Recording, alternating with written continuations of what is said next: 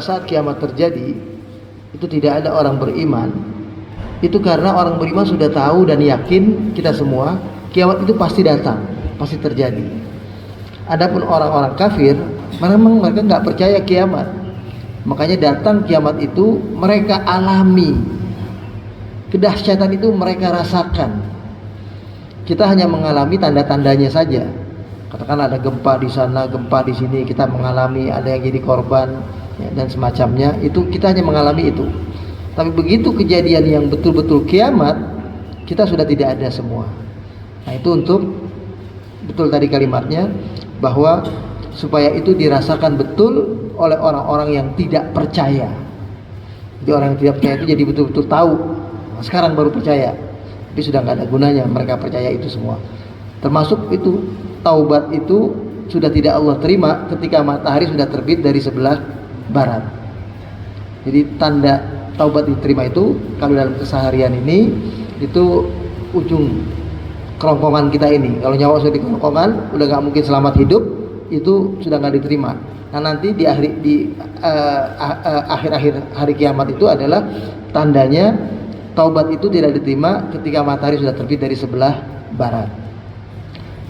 Nanti kita akan bahas kajian tentang barat dan timur itu apakah betul-betul sebelah barat ataukah itu hanya simbolik. Itu ada beberapa kaidah atau beberapa penafsiran. Insyaallah pada kesempatan yang akan datang kita akan singgung.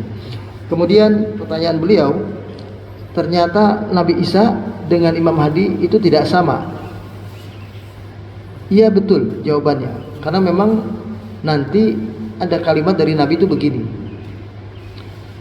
kaifa antum idza nazala Isa bin Maryam fikum wa imamukum minkum. Nah, itu jelaskan begitu. Bagaimana keadaan kalian nanti menjelang akhirnya hari kehidupan umat manusia ini, menjelang datangnya kiamat itu, Nabi Isa akan turun dan pemimpinnya adalah dari umat Nabi kita Muhammad sallallahu alaihi wasallam. Jangan Nabi Isa bukan umat Nabi Muhammad. Dia Nabi sendiri. Jadi nanti pemimpinnya dari kalangan umat. Malah riwayat yang memperjelas itu turunnya nanti di Baitul Maqdis. Imam Mahdi itu akan memimpin sholat, pasukan umat Islam semuanya, ya, yang akan siap menghancurkan Dajjal waktu itu. Ketika mau takbir, sudah siap iqamah, datang Nabi Isa.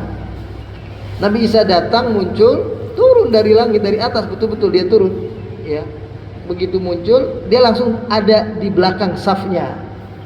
Lalu kemudian Imam Mahdi mempersilahkan Nabi Isa supaya jadi imam sholat. Nabi Isa nggak mau. Dia mengatakan, antal imam, anta min ummati Muhammad. Engkau adalah dari umat Nabi Muhammad. Jadi yang jadi imam sholat akhirnya Imam Mahdi. Jadi itu diriwayatkan sholat subuh itu. Di sholat subuh nanti. Itu makanya orang yang hadir sholat subuh itu bisa banyak dapat sesuatu yang luar biasa. Nanti munculnya turunnya Nabi Isa pun itu di waktu subuh. Peristiwanya di Baitul Maqdis. Jadi kalau pengen dekat-dekat dengan tanda kiamat yang jelas itu, ya kita tinggalnya di sana. Tapi sekarang ini justru itu tempat yang orang mau menjauhkan diri. Makanya ada banyak fatwa-fatwa yang boleh dibilang kita harus kritisi. Ketika orang menjelaskan bahwa sudahlah kalau kayak begitu keadaannya Palestina, keadaannya Gaza, hijrah aja, keluar aja. Kayak dulu Nabi juga hijrah dari Mekah ke Madinah. Itu pandangan yang keliru. Saya berani mengatakan itu, walaupun yang mengatakan ini juga banyak ulama-ulama, karena berarti meninggalkan Baitul Maqdis. Padahal Baitul Maqdis itu nanti menjadi pusat terjadinya kiamat. Itu di sana. Jadi tidak mungkin ditinggalkan oleh umat Islam. Jadi kalau ada yang berfatwa, ulama mengatakan sudah supaya orang selamat, udah pergi aja, ngapain kita harus paksakan tinggal di situ? Udahlah serahin tanah itu sama Israel. Nggak bisa begitu. Kita umat Islam, bahkan menjadi kewajiban kita seluruh dunia umat Islam.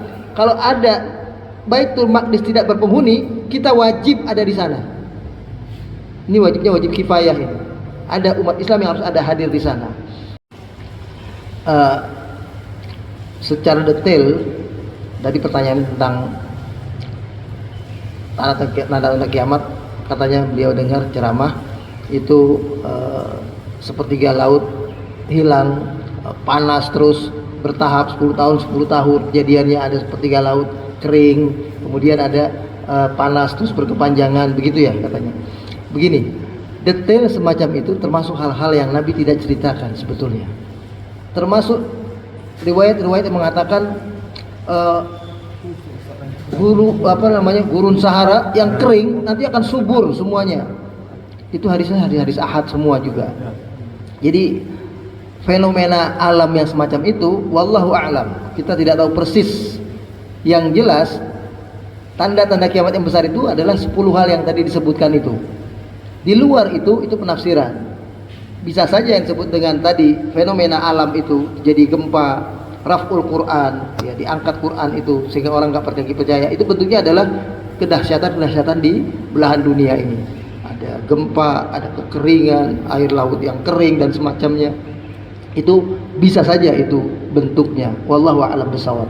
Ya. Jadi itu perincian yang sudah di dalam penafsiran.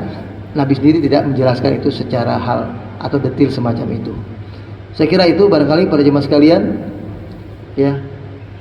Atau kalau nggak ada pertanyaan dikumpulkan, pekan depan mungkin lebih banyak pertanyaan. Pekan depan insya Allah mungkin hal-hal yang pokok saja yang akan saya jelaskan juga. Katakanlah munculnya Dajjal itu seperti apa, Ya'juj Ma'juj seperti apa. Nah itu biar lebih terang dengan kita. Yang paling penting begini para jemaah sekalian, Nabi sendiri tadi sudah mengatakan ketika banyak umat bertanya tentang hari kiamat, beliau cuma nanya begini, ada kalaha. Kalian berani nanya-nanya tentang kiamat, apa yang udah kalian siapin? Udah siap memang kiamat mau datang gitu. Nah, itu begitu. Yang penting kita, karena ujungnya tadi ayat yang pertama saya baca, surat Thaha ayat 15, inna sa'ata atiyatun akadu ukhfiha litujza, ya, kullu nafsin bima tas'a. Jadi semua itu kata Allah, hampir saja kiamat itu aku rahasiakan kapan terjadinya. Sama sekali nggak ada tanda-tandanya, sama sekali nggak ada ciri-cirinya. Pokoknya mendadak terjadi. Yang buat kita orang beriman sebetulnya nggak ada masalah.